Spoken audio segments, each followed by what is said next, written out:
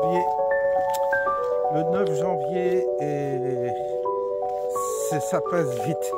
Jeudi 9 janvier. Ça passe vite et il fait toujours aussi froid. C'est toujours aussi humide, tous les jours. Je veux vous dire, c'est simple, tous les jours il pleut. Et ça depuis un an, quasiment. C'est un monde particulier là dans lequel on est. On a cette chape au-dessus de nous, une chape de plomb perpétuelle. Et vraiment c'est pesant. C'est très très pesant. C'est accablant même des fois. Parce que on a ça au-dessus de la tête et on a besoin de soleil, quoi. On a besoin de lumière. Et on n'a pas de lumière et on n'a pas de soleil. C'est rude. C'est rude.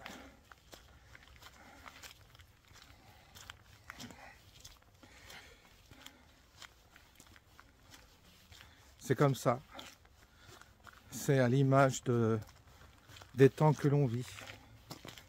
Les temps particuliers qu'on vit. Drôle d'époque quand même. Hein. Drôle de climat en tous les cas. Un peu délétère, c'est moins qu'on puisse dire.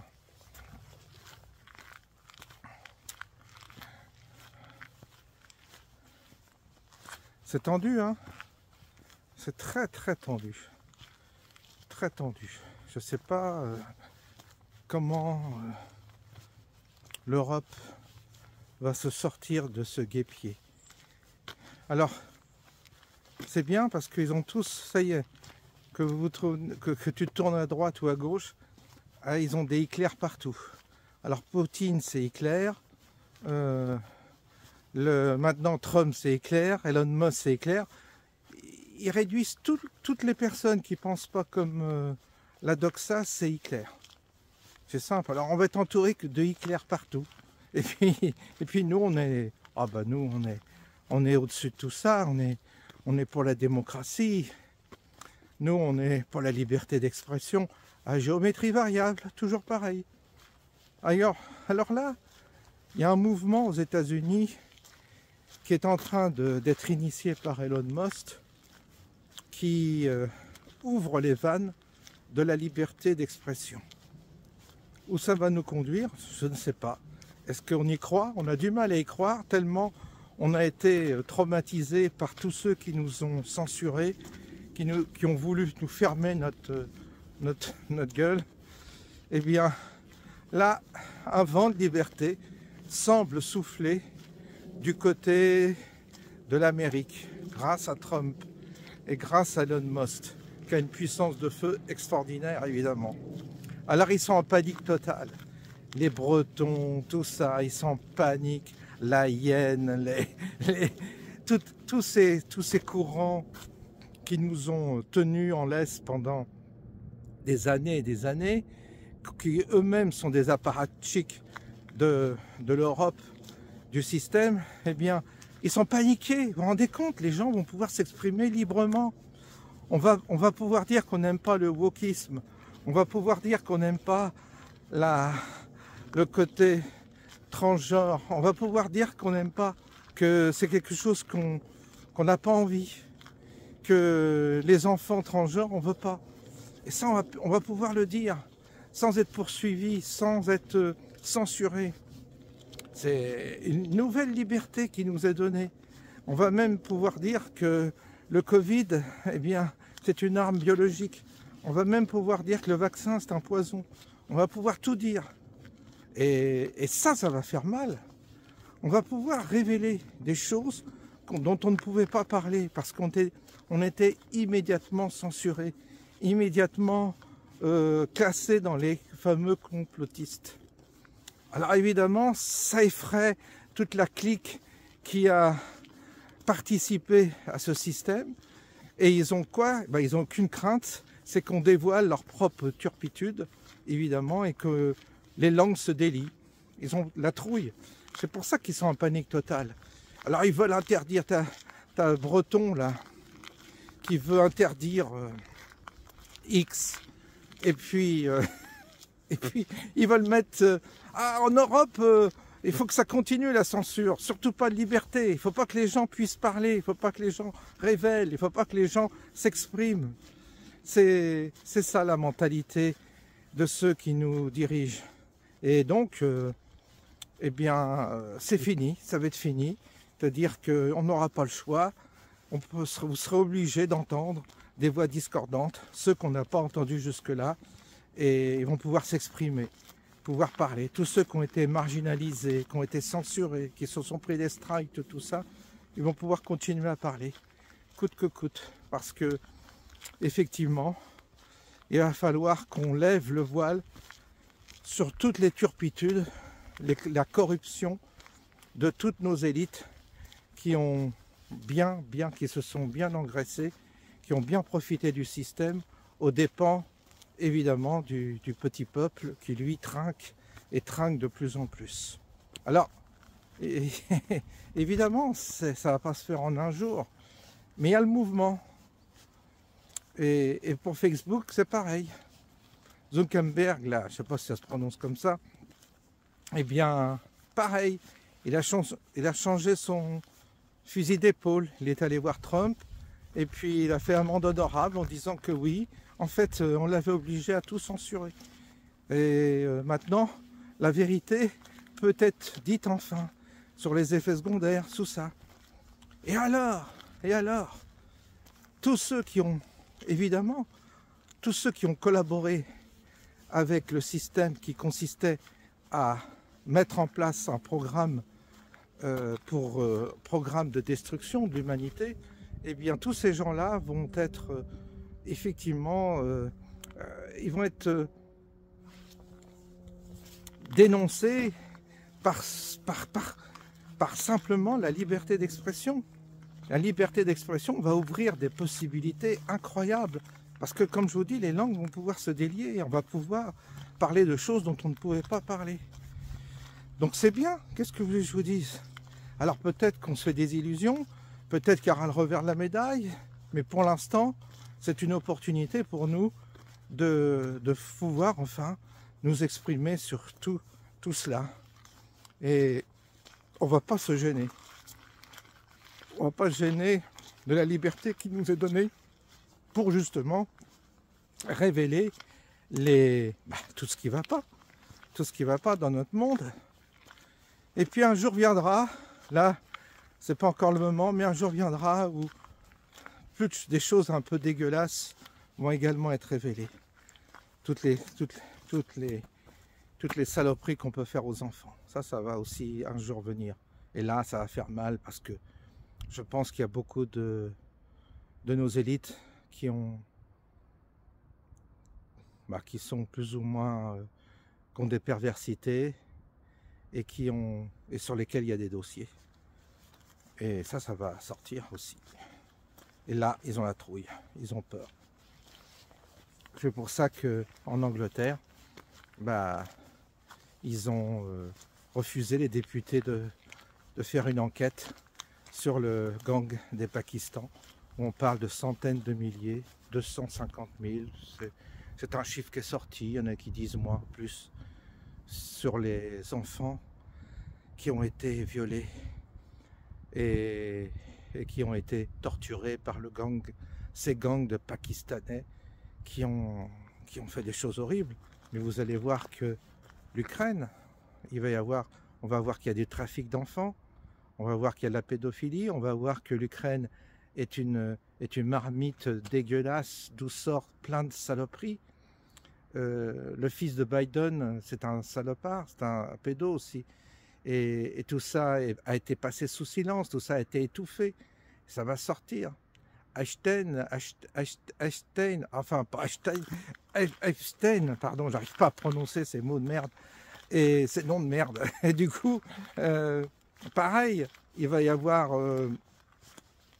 des révélations sur des grands Manitou qui ont fait des trucs dégueulasses, quoi. Donc c'est partout que ça va sortir. On y arrive. Et là, ça va faire mal. Moi, je sais que à mon niveau, j'ai eu un témoignage sur Paris, quand j'avais mon commerce à Paris, d'un gars qui a vu des choses. Voilà. Je ne peux pas répéter parce que c'est qu'un témoignage, c'est pas moi qui ai vu. Mais c'était dégueulasse. Et quand j'étais dans la police, eh bien j'avais une collègue qui a travaillé à la brigade, j'en ai déjà parlé, qui avait travaillé à la brigade des mineurs. Et pareil, elle m'a dit, il y a des dossiers classés. Je ne sais pas qui, elle m'a jamais dit non, tout ça, mais voilà.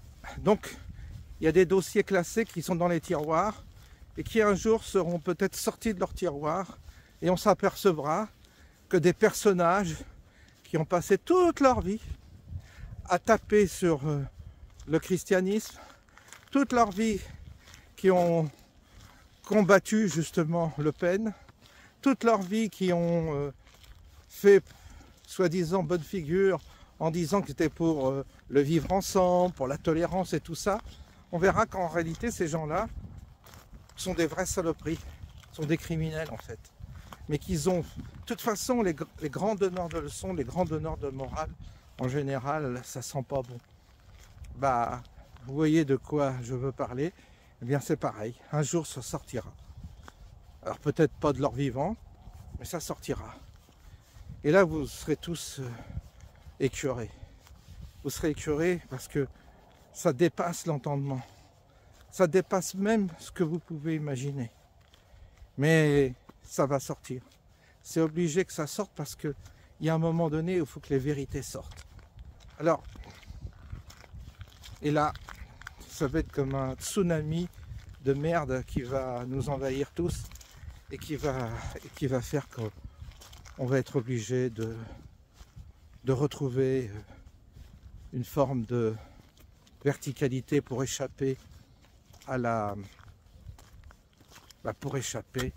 à l'aurore de l'abaissement moral, de l'abaissement spirituel.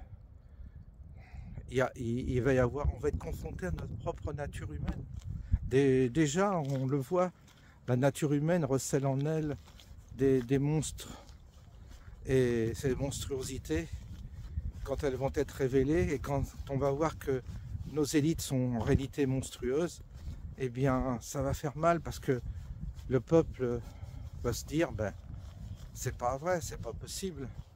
Ils vont se dire, tous ces artistes, vous savez, tous ces chanteurs, toutes ces stars qui font des concerts sataniques, qui sont toujours là à pleurer, qui vous savez, bah, un jour tout ça va être révélé. Ils sont du côté du diable et du coup, bah, un jour tout ça éclatera au grand jour. Et on verra que, au-delà du fait que ce soit démoniaque, on verra que ces gens-là participent à des rituels qui sont odieux, horribles. Et vous direz, mais c'est pas possible. Vous direz, mais c'est impossible. Des gens que vous avez aimés, hein, des artistes que vous avez aimés, des gens que vous avez été voir à des concerts que vous avez applaudis, des journalistes, des gens, des politiques, des gens avec beaucoup d'influence, pour lesquels vous avez même peut-être voté.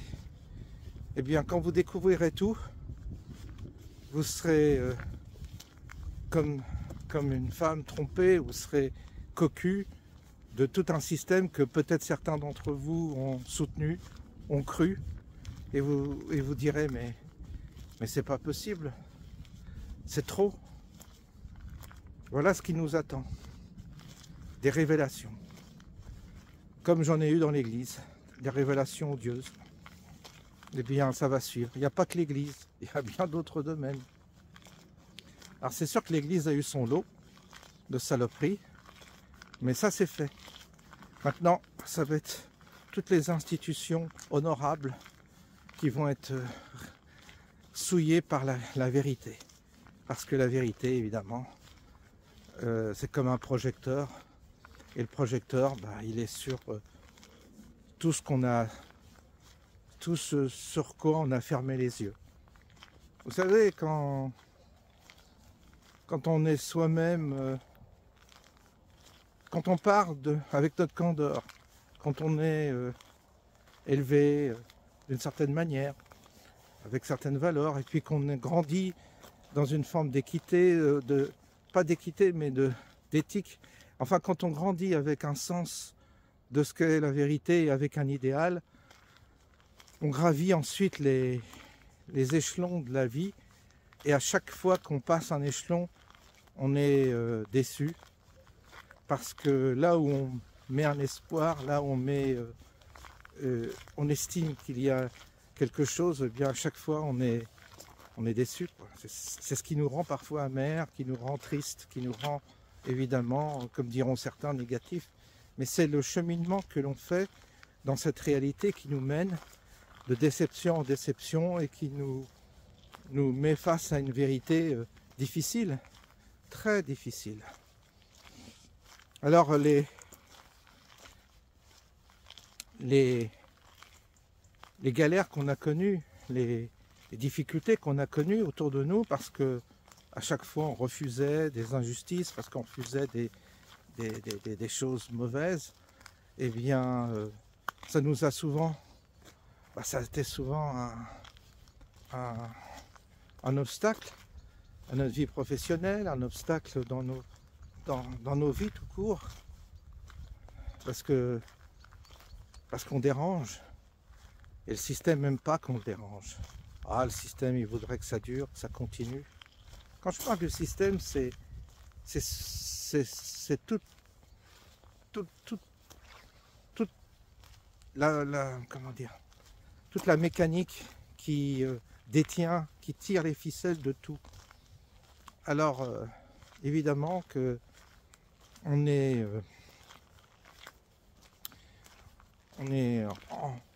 en rupture tout le temps, et puis surtout on est dans une forme d'adversité constante, c'est-à-dire qu'on on est toujours en train de se battre.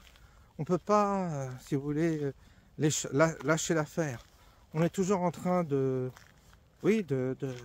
lutter, de se battre, de se défendre, parce que l'adversité est là. L'adversité est très très active, et ses paramètres, c'est avant tout le mensonge. Elle se cache toujours derrière un beau vernis, une belle façade, un beau masque. Et un jour, le masque tombe et on voit qui on a en face de nous. Parfois, ce sont des proches, parfois, ce sont des gens qui sont lointains. Oh, la nature humaine! La nature humaine, elle est très spéciale. Je sais pas trop pourquoi on est habité par autant de contradictions. Pourquoi il y a en nous, cohabite en nous cette vulgarité, cet esprit décadent, cet esprit mesquin, petit, vulgaire, barbare, et cohabite également cette aspiration à l'au-delà, à la transcendance, cette aspiration à l'élévation spirituelle, cette aspiration à se dépasser. Les deux cohabitent. Les deux cohabitent, mon capitaine. Et pourquoi notre nature humaine est faite ainsi? Ça, c'est une bonne question. Je ne sais pas. Les mythologies nous révèlent cette double nature de l'homme. Une double nature qu'on départage entre ce qu'on appelle le bien et le mal. Mais c'est pas une histoire de morale, c'est une histoire plus profonde, plus incarnée, qui dépend de notre essence même. On aimerait échapper à ça, on aimerait échapper à cette condition humaine. On n'a pas envie de rester dans cette condition-là. C'est trop compliqué, trop difficile, trop complexe. On n'a pas toujours les armes pour comprendre, on n'a pas toujours l'esprit, le discernement, la clairvoyance. Et puis nous-mêmes, nous sommes traversés par des par des sentiments parfois contradictoires nous-mêmes, si on procède à notre propre introspection, on n'est pas pur non plus, on n'est pas parfait. On a des penchants qui sont peut-être pas très clean non plus. Et donc cette propre introspection qu'on doit faire par honnêteté, eh bien, elle nous révèle aussi notre propre nature qui est double. C'est donc ainsi que nous cheminons et c'est ainsi que nous nous sommes incarnés dans ce monde. C'est compliqué, hein. C'est compliqué parce que si on pouvait comme ça échapper à cela, mais on n'échappe pas. On est obligé de travailler avec cette matière double en nous qui évidemment nous laisse perplexes. Il fait froid, j'ai les mains glacées là. Et il fait du 0 degré là, quelque chose comme ça. Alors, c'est pas...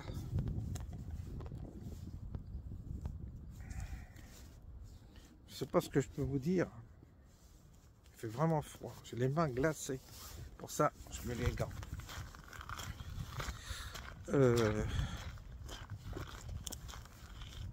Jusqu'à la fin.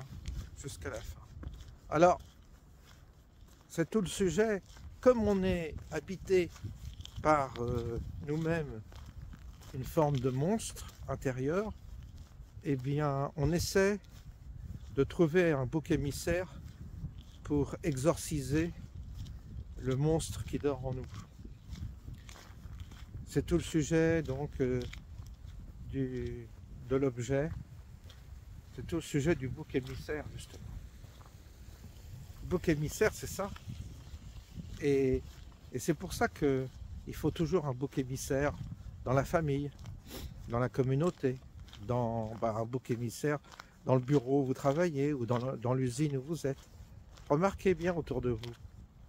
À partir du moment où vous avez une petite communauté d'hommes ou de femmes, eh bien, il faut toujours qu'il y ait un bouc émissaire. Et une fois que vous avez trouvé votre bouc émissaire, la communauté, pour se décharger de sa mauvaise conscience, dont elle est inconsciente, eh bien, elle se décharge sur le bouc émissaire. Et le but, c'est de sacrifier le bouc émissaire, de le tuer. En imaginant qu'en tuant le bouc émissaire, on tue le monstre qui cohabite en nous.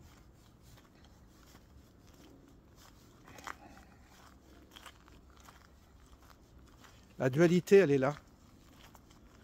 Et on est obligé de trouver un artifice pour cohabiter avec ce monstre ou avec cette dualité en nous. On est obligé de trouver un artifice pour trouver. Il faut qu'on trouve un truc, quoi. Alors, les rituels servaient à ça. Tous les rituels de toutes les religions servent à ça. C'est un moyen de cohabiter avec la double espèce qui est en nous. Aujourd'hui, les rituels existent toujours, mais se font d'une manière différente. Il y a toujours des rituels, mais sont programmés, ils se programment, ils se font autrement. Dans le désordre, je dirais. Avant, les rituels étaient encadrés par des religions. Comme aujourd'hui, il n'y a plus de religion, mais ils s'expriment d'une manière, c'est ce qu'on appelle la barbarie. Mais en gros, ça s'exprime d'une manière spontanée.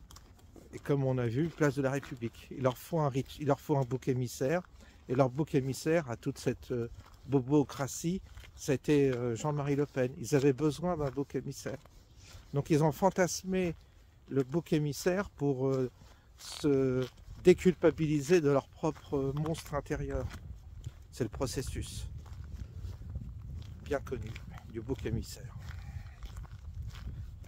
Mais nous avons tous ça en nous. Nous n'échappons pas non plus à ça. Alors, moi je pense que la voie intérieure, c'est d'explorer notre nature humaine, notre nature profonde.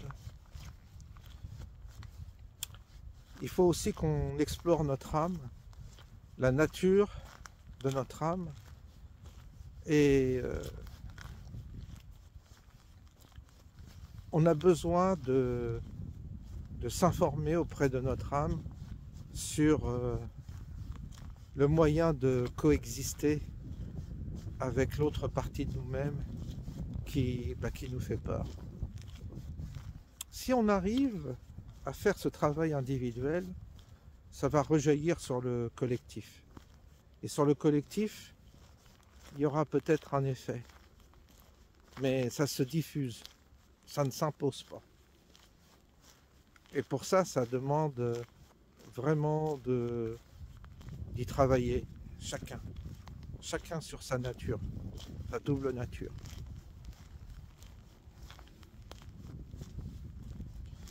C'est comme ça qu'on peut changer les choses. En tous les cas, c'est peut-être en cela qu'il y a peut-être une réponse sur l'incarnation dans cette réalité qui est une fausse réalité. C'est une forme d'exploration de l'âme sous un angle différent. Peut-être que ce que l'on peut réaliser ici, on ne le peut pas réaliser dans l'autre monde. Et donc peut-être que l'incarnation est simplement une possibilité de réalisation qui n'est pas possible dans le monde invisible. Et inversement, peut-être que dans le monde invisible, on peut faire des choses qu'on ne peut pas faire ici. D'où la nécessité de collaboration entre les deux mondes. Mais la collaboration entre les deux mondes se fait par l'intermédiaire de médiums. Et les médiums sont aujourd'hui un peu lâchés dans la nature. Beaucoup de gens sont médiums, mais ils ont pas la possibilité de canaliser cette qualité qu'ils ont. Et donc ils sont un peu broyés, perdus, ils font du fric, ils savent pas quoi. Et c'est pas, ils sont un peu, c'est comme des gens qui sont doués d'une qualité qu'ils ne peuvent pas exercer. Parce qu'il n'y a pas de maître, il n'y a pas de gens pour les aider, les encadrer, etc. C'est un peu le souci aujourd'hui des médiums en Occident, c'est qu'autrefois les chamans c'était des sortes de médiums, mais ils étaient encadrés dans une tradition et c'était progressif. Il fallait des années avant d'être un bon chaman, quoi. Alors qu'aujourd'hui, tu es médium, d'un seul coup, tu te mets sur Internet, tu commences à faire ton business et tu fais n'importe quoi parce que tu n'as pas été encadré, tu n'as pas été éduqué, tu n'as pas été initié, donc tu fais que de la merde. C'est la plupart des médiums ne font que de la merde à cause de ça. C'est pas que c'est de la merde, ils ont le don. Mais le problème, c'est qu'ils n'ont pas été intégrés, éduqués et presque initiés par un maître. Et là, il faut un maître, évidemment. C'est obligé. Parce que ça ne s'improvise pas, ces choses-là. C'est complexe. Alors, vous voyez, c'est une époque particulièrement compliquée que nous vivons parce que on peut aborder cette vie sur plusieurs plans. Sur le plan politique, comme on fait souvent, sur le plan matériel, sur le plan des financiers, pourquoi pas, mais il y a tellement de plans. Et puis quand vous intégrez le plan spirituel, le plan invisible, eh bien, vous apercevez que on est sur une autre position. Et dans cette position-là, on embrasse plus de choses encore. On s'élève on s'éloigne et on obtient une autre perspective, je dirais. On s'élève et on a une autre perspective de ces sujets-là. Et en réalité, tout se rejoint. Et si vous voulez, ce cheminement, évidemment, on fait des vidéos, on peut en parler, suggérer. Alors, il y a ceux qui vont être réceptifs à ce que je vous dis, qui vont voir de quoi il s'agit en gros, et puis d'autres qui seront hermétiques, qui ne comprendront pas mon propos, qui diront on zappe, là, tu dis n'importe quoi. C'est comme ça, c'est normal. il faut avoir vécu certaines choses pour comprendre ce que je vous dis. Si on ne les a pas vécues, on ne peut pas les comprendre ni les sentir. Et donc,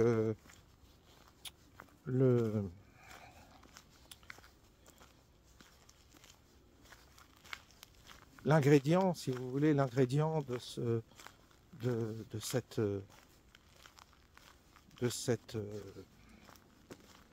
démarche, c'est une forme de dépouillement continuel. C'est une forme d'apprentissage du deuil. On doit se servir des séparations que l'on vit, des choses auxquelles on tient, dont on doit se séparer. C'est cet apprentissage-là qui est douloureux. Et c'est comme ça que quelque chose en nous se façonne, se fabrique et nous fait progresser. Donc je dirais que c'est une succession de délestage qu'on peut appeler des deuils, hein, faire le deuil. En psychologie, on dit ça, faire le deuil. En psychanalyse, on parle du deuil. Mais les deuils, ils sont multiples et variés. Mais regardez vos vies. Elles sont jalonnées que par des séparations, des deuils. Un ami que vous perdez, un parent, une situation que vous perdez, un animal que vous perdez, une situation financière qui n'est plus la même, qui a changé. Vous étiez riche, vous devenez pauvre. Et tous, on a un peu connu ça. Qu'est-ce que c'est? Ben, c'est un deuil. Et on est amené à vivre tout au long de notre existence terrestre une succession de deuils. On perd quelque chose à chaque fois. On perd quelqu'un. On perd. Et ça, c'est un processus qui est inévitable. Alors, il vaut mieux l'assumer. Il vaut mieux, je dirais, l'intégrer. Comme ça, au moins, c'est clair. On ne se nourrit pas d'illusions. Se nourrir d'illusions, rien n'est pire que de se nourrir d'illusions. Il ne faut pas se nourrir d'illusions, il faut à chaque fois plier, accepter et dire « Ah, ben, c'est normal, c'est comme ça que ça marche ici, dans ce monde. » Et successivement, de deuil en deuil, votre chemin rétrécit et vous apprenez la solitude. Parce que ça mène à la solitude, tous ces deuils successifs que nous vivons.